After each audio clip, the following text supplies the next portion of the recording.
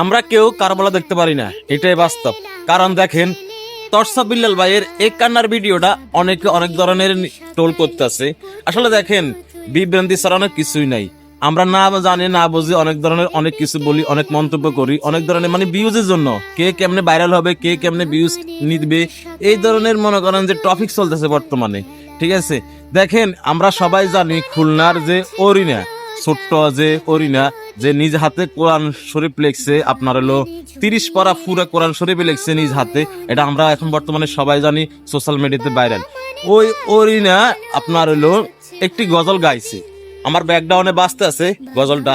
ওই গজলটার কারণে তার ভিতরে একটা ইমোশনাল চলে আসে। আমরা সবাই জানি তরসা বিল্লাল ভাইয়ের বাপ নাই, ঠিক আছে, তার ভিতরে যে একটা ইমোশনাল আসছে, সেই ইমোশনাল নিয়ে সে কান্না করছে। ঠিক আছে, আমরা আসলে না জানি না বুঝে অনেক ধরনের মন্তব্য করি অনেকেই। ঠিক আছে, আসলে মন্তব্য ওইভাবে করা ঠিক না। আমরা যারা প্রকৃত, যারা সবসময় তরসা বিল্লাল ভাইয়ের বা ভালো ভালো যারা সেলিব্রিটি, ঠিক আছে, এদের ভিডিও যারা সবসময় দেখি, তারাই আসলে মূলত জিনিসগুলো জানি। অনেকে আছে মনে করেন যে বিভ্রান্তি ছড়ায়, আসলে বিভ্রান্তি ছড়ানো ঠিক না। ঠিক আছে, মূলত জিনিসগুলো আমরা আমাদের মতো ছোটদেরকে অনেক সময় অনেক ধরনের মানুষেরা হয়রানি করায়।